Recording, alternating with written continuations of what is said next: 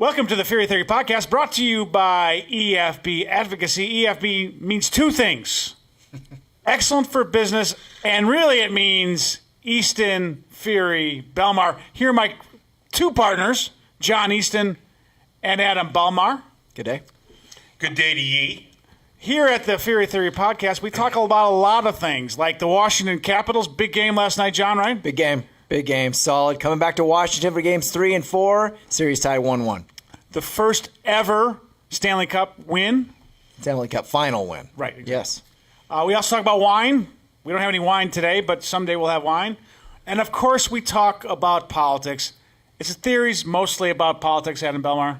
That's right. Just like the Fury Theory blog, which has been around for so long, theories about many things, but mostly about politics. So let's get to the theories. Theory 1, the Kim Summit. No, not that Kim. Kim Kardashian. Of course. Who made a great visit to the White House, meeting with President Trump, talking about all things prison reform. A vested interest, perhaps, with Kim Kardashian. She's married to Trump buddy, Trump bestie, Kanye West. This is one of Jared Kushner's big things. Adam Belmar, you worked in the White House. Does a summit with Kim Kardashian help or hurt this president? I am going to reject the word summit. Okay? There was a private meeting in the Oval Office of which there is... You saw what I did there, though. I did. There's one picture. One of the greatest headlines, John Easton, that I saw out of this was people referring to Kim Kardashian as Kim Thong-un. Kim Thong-un. Anyway, listen. No, it doesn't cut down, in my opinion, on the president's... reputation or his seriousness. He is open to everything, and this is legitimately a very strong and important issue. It's one that needs to be addressed, and quite frankly, if he took some time to do it, in light of the other pardons that have happened most recently from the president, he's putting some attention to it. I wouldn't call it a summit, and I don't think it downgrades. If you didn't take the president seriously before now, and you should have, this doesn't hurt or help. John Easton, you are a political operative. You have run campaigns before. You understand the value of celebrity, also understand that sometimes too much celebrity can be a bad thing. What are your thoughts on the Kim non-summit summit? Well, first of all, I don't think that we're going to get tired of celebrities at the West Wing or the White House under this administration. I think this may have been the first A-lister, maybe the second. We had Sylvester Stallone. Is she an A-lister? The media thinks so. In a Trump world, so let's go with that. So, but what you got to love is the reaction of the sort of the media at large on this. Some who take it for what it is, which is Kim Kardashian, which is the queen of really nothing. I mean, queen of being queen, right? I don't know, she's one of the queens of social media. She's one of the queens of right. Yeah. So she's a brilliant entrepreneur. Well, she is. She's made a lot of money by basically being a reality TV star. By basically being the daughter of Robert Kardashian, who was OJ's lawyer. I don't even know that anybody even knows who the hell her father was. But that's how she's Bruce Jenner's Caitlyn Jenner's stepdaughter. But the spectator sport here a little bit is just to watch sort of the media intelligentsia and how they react. You have CNN reporter Jim Acosta saying, it's shameful that the White House has to be more serious than this. This is not serious. And then you have the New York Post, page 6 this morning. Oh, no. It's just beautiful. The other big-ass summit, one, Adam already mentioned the other one, which was that Kim Thong-un pitches prez on prison reform, and Trump meets Rump. The other big-ass summit. I mean, my God. This is, New York Post, they don't, nobody's sacred, whether it's Trump or Obama or Bush, or they do it to everybody, and this is the kind of thing you would expect. This is funny. That was funny. And it was a light thing. I think anybody taking the Kim Kardashian thing too seriously going to the White House should be ashamed of themselves. Yeah, no, we're not going to talk about Roseanne Barr today, apparently, but that is funny. Roseanne, not funny. Yeah. racist. Nor is Samantha Bee. We're not going to talk about. We can talk about Roseanne if you want, but I think this is more fun. No, I would never bring it up. I will say that celebrities do have some pull with this White House. Think about Sylvester Stallone. And he got this resolution passed, or this Jack Johnson, who is one of the great boxers of all time. Was he behind that? He was behind it. He was the guy who wanted to push that. The pardon. Pushed it. Yep. He pushed the pardon, and this is a big policy change. I mean, the Department of the Attorney General certainly didn't want him to do that. The Department of Justice, President Obama never did it. And then Sylvester Stallone talks to the president. The president says, "Yeah, we're going to pardon this guy." And that's the value of celebrity, don't you think? Yeah, no, it absolutely is, and I don't want to go too far down that road, except to say that just as we were coming on the air here at the Very Theory podcast, there was word today that the president is considering a pardon for disgraced Illinois Governor Rod Blagojevich. I can't make heads or tails of that. And Martha Stewart. Well, sure. I mean, anyone who had anything to do with The Apprentice. So we had Scooter Libby, Rod Blagojevich, Martha Stewart, and didn't they pardon someone else today? Somebody. Well, they haven't pardoned Rob. They've just presaged Blagojevich. But I thought there was somebody else that they just pardoned anyway. A lot of pardoning going on. I pardon the interruption. I'm sorry that we, brought this topic up, but I do think that Kim Kardashian is a fascinating figure in the entertainment business. She's also kind of a reflection of where America's going. It's celebrity based. It's very diverse, and it's fixated on wealth. And let her use her celebrity to push a priority, a policy priority of hers. That's fine. That's something that's been done all the time, and through administrations as far back as we can count. And I think it's going to continue. And to add to this point, you talked about the serious thing. Jared Kushner was pushing this because he didn't like what the Justice Department what they did to his daddy. Right. So that's fascinating. Well, you know what? I think that there are very personal understandings of this problem that stretch to many different families. But it is a big, big issue.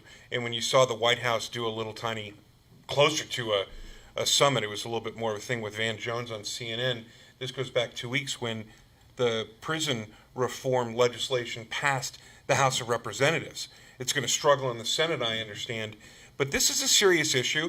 It's one that is largely bipartisan. We did, it would appear, largely overreach in terms of mandatory sentencing in the Clinton era. That was for a reason. And now we probably need to do more to pull it back. So I'm enthusiastic about taking on smaller policy issues. First of all, there's a couple of big issues here. First, we have too many people in prison who are learning how to be good criminals and not learning how to be good citizens. The second thing is there's a lot of people in prison who shouldn't be in prison for drug offenses. And taking people off the streets who are dangerous, I think, makes perfect sense. But putting people who committed minor drug crimes in prison costs taxpayers a lot of money, John Easton, and we need money. Well, and I think that we're watching this slowly evolve before our eyes now with the opioid crisis and how localities are treating those who are getting that terrible cycle of opioid addiction and what it does, with them in the criminal courts. And so there more family courts are popping up to deal with their kids and to get them a second chance and to see if they can get out of their addiction and back on the right track again. I just think that they've and a lot of this came out of the crack epidemic and how we handled that, and we've learned a lot of lessons from that. And the opioid epidemic is so bad right now that I think we're going to be trying a lot different things than prison. Of course, there's a little bit of element of race there. I mean, no question. Opioid no question. Epidemic is mostly middle-class whites. Crack was something that impacted African Americans, terribly. And when a lot of the sentencing is the real reason. Sentencing reform is the real reason that this prison reform legislation is getting hung up in the Senate. And we need to do something about sentencing. That is true, and I think anybody who's been paying attention to this needs to recognize that it was President Obama who worked very hard and quietly on this issue of sentencing reform. A lot of his pardons and commutations were in this space of people who were nonviolent drug convicts who had been in jail for a long time. I give the former president, a lot of credit. Starting this conversation, we need to continue it. Well, I think that's fine. I'm going to give the current president a lot more credit if he can get Jeff Sessions and others. Jeff Sessions is so fired. Well, he might be. We'll see. I don't think so. We'll see if it's going to be hard for the farmer. Anyway, theory 2, the long game. Mitch McConnell, the Senate Majority Leader, is just about ready to pass Bob Dole as the longest-serving Republican Majority Leader in the history of the Senate. A huge accomplishment for the senator from Kentucky. Mitch McConnell wrote a book about a year ago called The Long Game, talking about when he was a child afflicted with polio, how important it was for him to fight back. And he's developed this theory about the long game where you battle over a long period of time to make real change. And what he's doing as Senate Majority Leader John Easton is the long game, especially when it comes to judicial appointments. Talk a little bit about Mitch McConnell and his stewardship of the Senate. So when I read that he was going to surpass Bob Dole as the longest-serving Republican leader, it got me thinking, what makes a really effective leader in the Senate? And I think, to me, it comes out you have to be a shrewd Senate floor tactician. You have to be a very shrewd political tactician, and I think you have to be trustworthy. And I don't mean just among within your own caucus, but with the other leader, with the Democratic leader. And I think you have to have really great staff. And Mitch McConnell has all of those in spades. And I remember one of the senators that I worked for, we were leading up to re-election campaign, and he sat down with us and walked through everything. Not only just money and polling, that kind of thing, but the ground game and how organized everything was. It was a check-in to make sure that we really had our act together. So when you see Mitch McConnell and his interest in Senate races across the country, you realize obviously it's because he cares so deeply about the party and he cares so deeply about the Senate majority. But in order to be effective as an effective leader, I think he knows he needs to know what's going on in those. And if that senator needs some help, he's going to give him some help. And if it's an open race and he wants to tilt the scales a little bit, he's going to do that as well. He's done that. I think he has done that, and I think what he's done in the last year on some of these Senate races has been really impressive. And a shout out to his staff, and who's excellent. And I have to say, he's also lucky in that he's got Chuck Schumer now to deal with, not Harry Reid. And Harry Reid was its own kind of effective leader, but the trust between the two of them broke down completely. And I think that Chuck Schumer is somebody who I actually think he wants to get some things done, and he's a guy that Mitch McConnell can actually trust. That makes Mitch McConnell's life so much easier and just happier to lead. So I agree with all what you said, John. I will say that McConnell is tough. You need to be tough in this position. He's also completely realistic. He knows exactly what can and can't pass, and he's fearless because he will tell people, no, that's not going to work. And because all he cares about as the floor leader is the schedule, and he manages the schedule, and he's putting all his eggs in the judicial basket right now. Adam Belbart, Mitch McConnell kind of has a face for radio. He's not a particularly, great on TV. As a television producer, would he be your dream politician? No, absolutely not. I spent years as a booker at ABC News, and the objective of a television conversation in most instances is a dynamic speaker who's going to make news. He's a quiet power broker within Washington. He is someone that people look to book for Sunday shows when he'll occasionally get out there and do it. You most often see him at the Ohio Clock or in the Senate studio. But one of the things about McConnell, I think, is what you said. He's very tough. He's principled, and that is something that we saw in spades when President Obama nominated Merrick Garland following the passing of Supreme Court Justice Nathan Scalia, because the supposition was the Republicans robbed the president of his court nomination, and I think broadly, that's a fair statement. There's a lot of good reason in politics and precedent that went behind it. The election vindicated the Senate Majority Leader in that. But quite frankly, he is just not the dynamic face of the Republican Party that one would want to have. But he is a steadfast, moral leader who is absolutely uncompromising when it comes to his agenda in the Senate. Yeah, I don't think he's the perfect legislative leader, in the sense that the perfect legislative leader is not someone who's on TV talking big thoughts. He's the person who's in the back rooms cutting important deals. And at the end of the day, John Easton, that's what is the hallmark of a good legislative leader. It's not what you say before the cameras, it's what you say to get the deals done. That's really true for Mitch McConnell in particular, and I think that's true to get to where you want to go. And one thing that I've observed over the years with him that I respect so much is that what he cares deeply about is the success of the Senate Republican caucus, and also putting points on the board, as they say, getting wins, getting victories, actually passing legislation.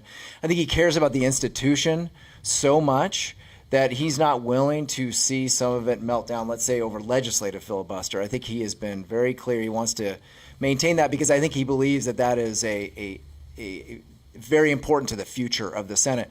But here's another piece of McConnell I think is really important to bring up, and that is that in the Senate, I mean, he's been unopposed for majority leader time and time again, and part of it is because I go back to that the trust factor with him is very, very high among his members. But second, what he just can't tolerate, it seems for me, he's never told me this, but it seems like he can't tolerate is grandstanding from within his caucus for no real gain. But I think what he sees is that it only hurts the caucus and the chance for success.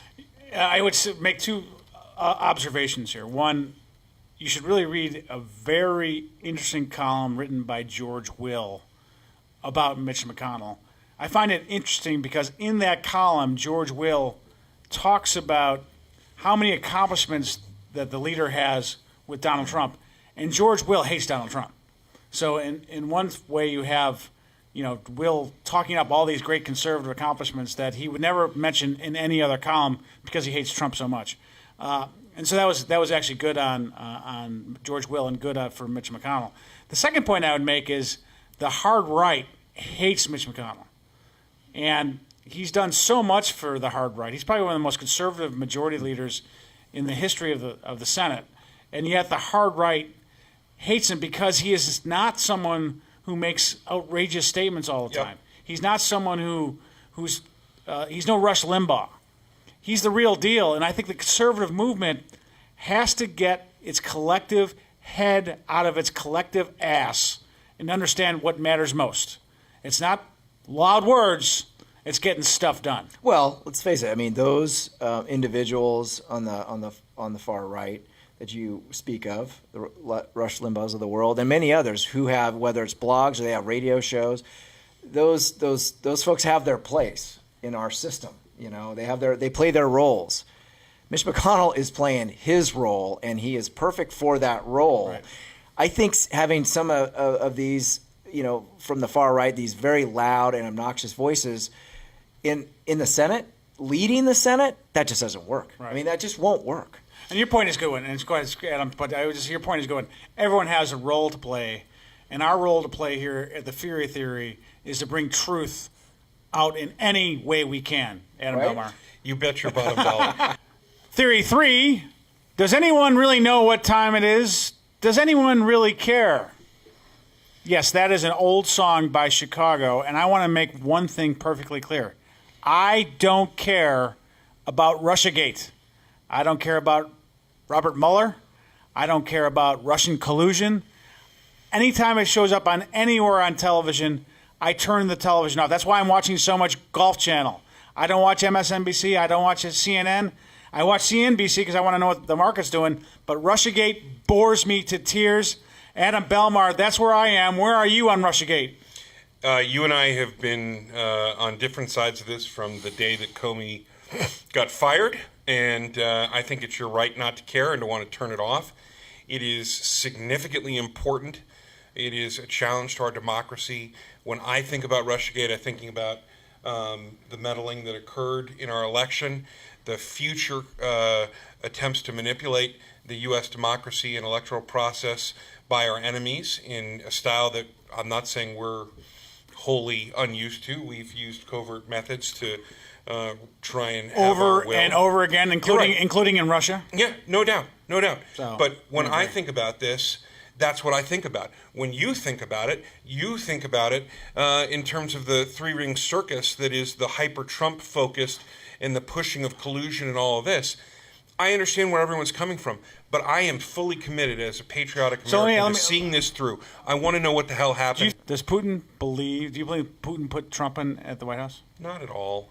I think that's bullshit. Okay. Well, but I also think that there was a lot of crazy shenanigans going on within the three-lettered agencies of the U.S. government before the election, during the election, and possibly still now that we're coming to know about. And I just don't know who to trust anymore. Well, and I think that goes to part of my thing is, there's so many different narratives here. Some are spun by the White House. Some are spun by James Clapper, who I don't think is very credible. Nope. Some are spun by the Senate Intelligence Committee, which, has its own issues. The Devin Nunes, who I like a lot, he's obviously got his own view of this. Adam Schiff, Adam Belmar, or John Easton, Adam Schiff has this kind of made famous by basically spinning the conclusion that Russia, is doing everything. Donald Trump is doing everything the Russians want him to do, which I don't think there's any evidence of. What's your view of all of this Russiagate? Like you said, it has so many angles, but if you really take a look at what Robert Mueller, the special counsel, has dug up on the collusion part. I mean, there have been no indictments there. Yes, there have been indictments on some other issues. Paul Manafort. Yeah, Paul Manafort, the lobbyist, and where he's done some lobbying for foreign governments. He didn't register, but that took them deeper into Manafort and his business dealings, which apparently were very shady. So I think that the problem. John, but everyone knew that about Paul. Well, right, Manafort. exactly. I think he's getting some indictments, but they're not related to the original mission of collusion with Russia. So park that for a second. The other part of this, though, the reason why I think that we're going to be dealing with this for quite some time is because really with Donald Trump, it's live by your lawyers and die by your lawyers, and he is so legal oriented or lawyer oriented from the time that he has been gotten into real estate. Everything has been about intimidation, threaten, sue, win, plea, whatever. And I think what happens, whether his personal attorney Michael Cohen or now it's Rudy Giuliani, it's just drama. And so the press, who is just obsessed with having their Watergate, right? They think that every day they may be getting their smoking gun. I think that this is just going to continue. I really think that we have no good idea, even the journalists who are as on top of this as anybody could be, what the whole puzzle is about what Mueller's up to and what he's found. Yeah. Everything he's done that we can see has been in furtherance, I assume, towards finding all of the puzzle pieces and turning them up and using leverage along the way. But I also think that part of this, quite honestly, has to do with the President of the United States and his unpreparedness in general for the office. Not that he didn't have the experience or the wherewithal to do it, but he was so out of his depth at the beginning about what he said, who he said it to, when he fired Comey. There was an article out last week, John Fury, or a blog post that referenced repeated conversations between Bill Gates and Donald Trump, where Donald Trump would repeatedly ask Bill Gates in meetings, what's the difference between HIV and HPV? HIV being the virus that morphs into AIDS, and HPV, the human papillomavirus, for which there is a antidote? A vaccine, Vaccine that's encouraged to be used by male and females at younger ages across the world and can help with this. The president is very smart, and he's incredibly savvy, more savvy perhaps than I've ever given him credit for. I think he's more savvy than smart. Okay, that's fine. But I guess the point I'm trying to make is it doesn't preclude him from saying silly things and asking questions that normal, typical leaders at this level wouldn't ask. He's made mistakes. He may yet get kicked in the shins for it, but this still has a bigger total feel about Russia that we need to explore. So I care about it because of that. Well, this is what it's going to devolve into. It's eventually going to devolve into a probe into Michael Cohen paying off Stormy Daniels, because all of these independent counsels ultimately end in some sort of freaking sex scandal that no one cares about. When you say devolve, do you honestly mean that you think it's... That's probably the only indictment they get, is that Michael Cohen... Okay, that's what you're saying. I understand. And because there's no collusion. And here's the problem with that is, to Adam's point about, I think the real important issue with this is how much did Russia and how did Russia influence our election? I too don't think that they tipped the scales enough to elect a president in our country. It's just our system is too deep for that. But I do think that we should be looking at that more than we are. And the problem is the press gets run off on these goose chases on every new thing that Mueller might find or who he is talking to. He's talking to so-and-so, his former tenant or something, and all of a sudden they all swoop over and talk to them. It's just, it misses the core element. The press should be focused more on the actual Russia influence. And if Mueller should determine at some point that Russia collusion is or is not really a problem here with President Trump and his inner circle. If it's not, they got to let this thing go. I think the biggest scandal, amen. The biggest scandal in this was when the KGB came and stole all of Hillary Clinton's plans to grow the economy, because that was what ultimately steered. That she didn't have them anymore? That was your point? She did more to lose this election than anyone else. This is all fantasy land by a Republican and Democratic establishment that did not want Donald Trump, and I'm of the establishment, and can't believe that this guy won, and has to blame someone because it couldn't be them, couldn't be their pollsters, and couldn't be their millions of dollars they spent on Jeb Bush and Marco Rubio and Hillary Clinton and somebody from the establishment. Trump won because he had a better economic message, and he connected with voters, and this whole Russia collusion thing is just fantasy. And we got to get off it. Now, I will say one last thing. It's helping the president in one way, because we're not talking about the fact that healthcare premiums going up. We're not talking about some of the economic problems that really need to be addressed by this White House. We're not really talking about immigration reform. We're talking about Russia collusion. So maybe this president wants to have this. It's kind of a wash. We're not talking about his victories either. Well, I know. I think that John Easton makes a very incisive point. It cuts both ways. It is a bit of a wash most recently, especially in the way that you just put it. But I will say this. The president is very, very nimble. That's not news to anybody. But the transition to using Spygate as a hashtag or a way to describe this, he is constantly stoking the fire in the most adept way. And there's just really no pairing. He has no equal when it comes to master manipulation. And we've never seen this before, ever. Yeah, well, this presidency is completely unprecedented. There's no doubt about it. And I think that the president, the thing about it is that everyone knew what this president was about before they elected him. This is the president we got. This is the president. It's so true. Nothing has changed. This is not some sort of Manchurian candidate that has changed his stripes once he became president. He's the same goofball he was before he got elected. And you know what? He's doing a pretty good job for a goofball. He's doing a pretty good job, I would say, in total for anyone. This is a very difficult, almost impossible job from just a physical standpoint, keeping up with the needs and the pace of the presidency. He does it like a spry child. I am always impressed with how he keeps himself and the way he portrays himself. I don't agree with a lot of things that he says. I'm very up with the agenda, but he impresses me on that scale alone. For as much fast food as he eats, he has got amazing energy. Amen to that. All right, guys, we're going to conclude this segment of the Fury Theory podcast by asking Adam Belmar, what is he buying or selling today? All right, I'm going to cut to the tight shot, speak directly to you, the Fury Theory viewer, as I talk to you about my buy this week. Somehow, some days, some years, the Scripps spelling bee just falls off the radar screen.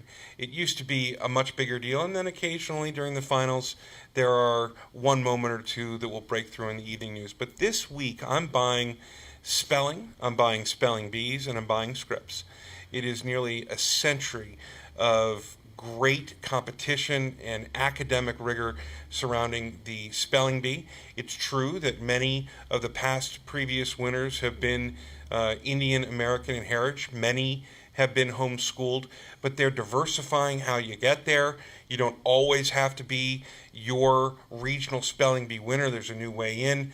I love it. I love the families. I love the emphasis on what it is to try and be a scholar as a young child. I buy the spelling bee. B-U-Y, B-U-Y, B-U-Y, buy. He spelled it. You spelled it. John Easton. I like that. That's a good one. I can't spell anymore. That's why we have spell check. John Easton. You all probably thought I was going to buy the Washington Capitals, didn't you? Because they are rolling. And I think that that save by Braden Holtby last night, a lot of people are saying that's probably the greatest save in Washington Capitals history, and it may prove to be the case, especially if they win the series. But I'm going to buy today the Women's College World Series began. It started, and some great teams. University of Oklahoma, Washington, UCLA, but most importantly, the University of Oregon. And as we were heading into this to start this podcast, the University of Oregon Ducks were up on the Arizona State Sun Devils 5-2, bottom of the third.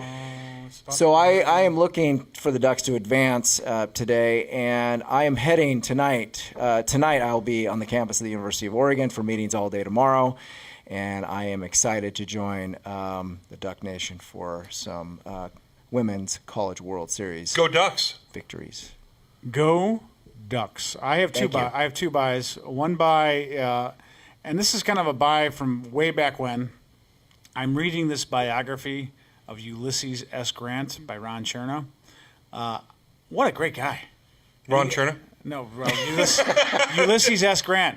I would read this book if I were you. He's a pretty good guy, too. Great book, great historic figure, man born in Kentucky, moved to Illinois, like another famous figure in our history. Who was that? Anyway. One of the greatest generals in American history. Read that book. Read about Ulysses S. Grant, and then read his own autobiography, which is one of the greatest autobiographies ever written by anyone in history.